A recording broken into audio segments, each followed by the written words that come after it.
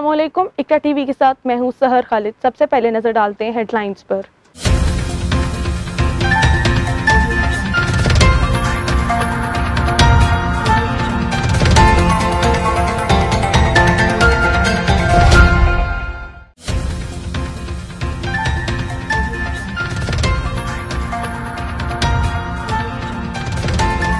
काबुल एक बार फिर धमाकों से गूंज उठा।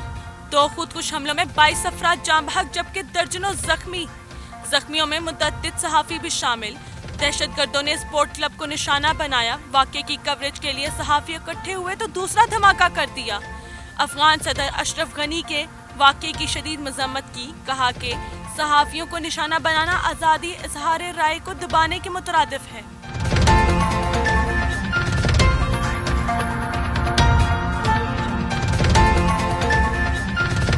तुर्क सदर तैयब उर्दगान ने तेहरान में शाम की सूरत हाल पर मुनक्किद होने वाले सह अफ्रीकी इजलास से खित्ते के लिए मुस्बत नताइज बरामद होने की तवक्को जाहिर की है। कहते हैं कि ईरान, रूस और तुर्की मिलकर शामी अवाम की मुश्किलात का अजाला कर सकते हैं।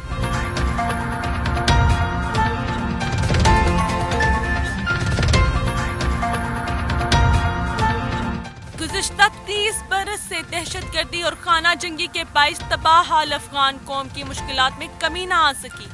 जंग के बाइस सिर्फ गुज़िश्ता बरस ही 2 लाख से ज्यादा अफगान बेघर हो गए। अक़वाम मुत्तहिदा रिपोर्ट में इंकशाफ।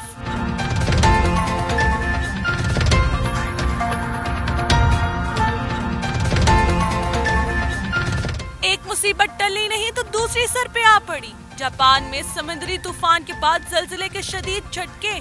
फौरी तौर पर किसी जानी नुकसान की इत्तला मौसूल नहीं हुई।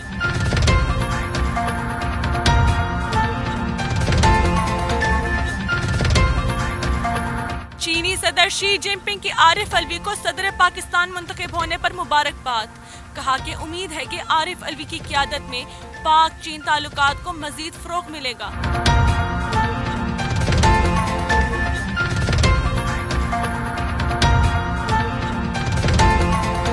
और एशिया कप की तैयारियों के लिए पाकिस्तान क्रिकेट टीम का तरबियती कैंप कज़ाफी स्टेडियम लाहौर में जारी।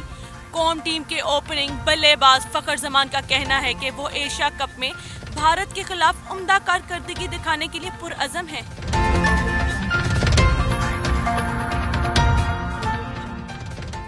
फिर वक्त इस बुलेटिन से इतना ही। मजीद खबरें और अपडेट्स के लिए विजिट कीजिए हमारी वेबसाइट ikratv.pk।